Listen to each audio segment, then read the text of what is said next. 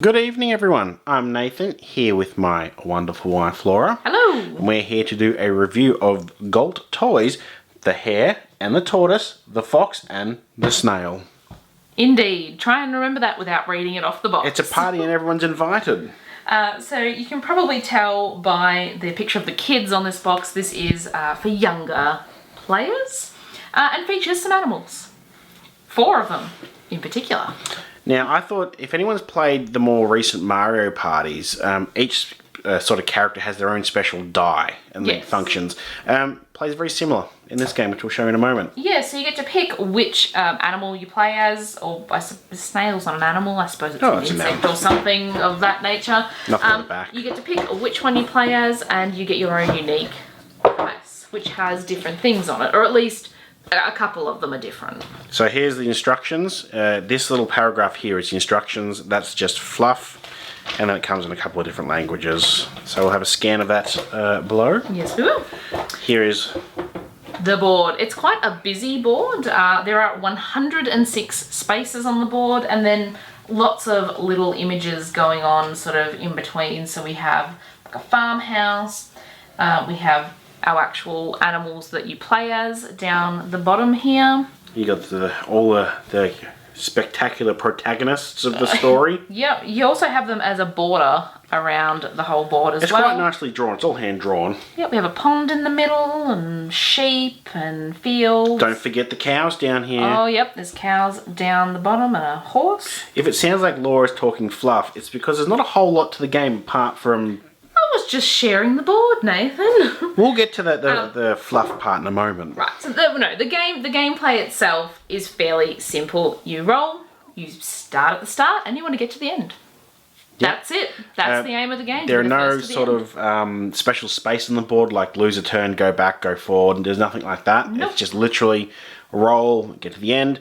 The only defining factor is each character has a different die and different numbers on them. Yes, so our playing pieces down here are wooden with a little image on them. So this is the fox. Which, by the way, don't match the front of the box. The one on the box is square. Yeah, very strange. There's the tortoise. Yep. We have the hare. I can only assume these were stickers that you had to stick on when you got the game because this one is not centered like the other ones wonky. are. Yep.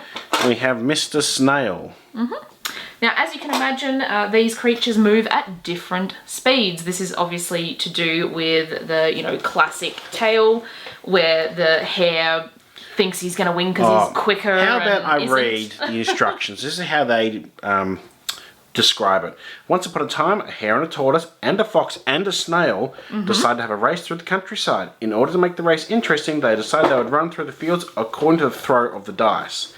None of them had actually ever seen a dice, however, so they designed their own dice. Yes. Tortoise and snail could only count to 6, so they just put one of every number on the dice, 1 to 6. So tortoise and snail have standard dice. We're not sure if these white ones are the ones that were meant to come with it. No, I did double check this. They're supposed to be green and blue.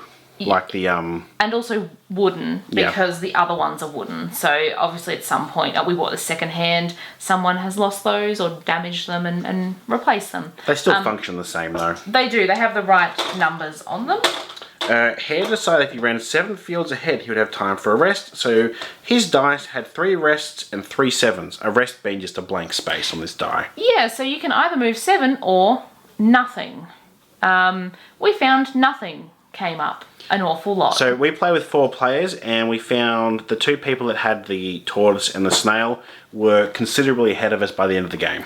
Because they would always be moving forward in some way, whereas the hare could just sit there and do some more sitting. Fox made a similar dice with 2 rests, 2 sevens and a 10, and then, as he was such a braggart, so sure that he would win, he included a -3, so that every now and again he could run backwards just to show off. Yes, so the fox can move backwards 3 places to brag to the others. He can move forward 7, 10, or just get a 0 and not go anywhere. Which is unusual. That one's got 0 on it, but the white one... The yellow one. The yellow one. Blank. Yeah. Yeah, so when we played, I actually played as the fox. I did a lot of resting and a lot of moving backwards. Nathan played as the hare and also did a lot of resting and not going anywhere. It comes with like a little wooden thing, like you might see in like a Yahtzee. You just roll a die. Superfluous comes to mind. It's nice, but it's one die. So It's a very traditional it is. inclusion in a board game, but this is an older game aimed at younger children, so it does make sense that it's there. So basically, you got the board. You start from one. You go all the way around. Whoever gets to the end wins first. It doesn't mention if you need to get an exact count. Because you can't actually get an exact count necessarily, because each of the dice has different numbers on them. Yeah. So it's just the first one to the end is the winner. Again, younger kids, I think it's like ages 5 and up from memory. Am I saying this hoping Nathan will check as he has the box? Age 5. Age plus. 5+, yeah. So, you know, a good one for younger kids to sort of learn their counting skills. There's not much else to say. It's a nice little, it's a very neat little game. Yeah, nice looking, good for the younger kids learning to count. That's my sort of thought. Yep. If you enjoyed watching this video, give us a thumbs up. Let us know in the comments section down below if you had like a favourite kids game, like an educational one or something you played when you were really little. That Yeah, a few. I think we've still got. I'm not sure if we reviewed them yet though. No, I don't think we have. Maybe we should. Hit that subscribe button and check back soon. We have videos every single Tuesday. Sounds good. Thanks for watching. Bye-bye.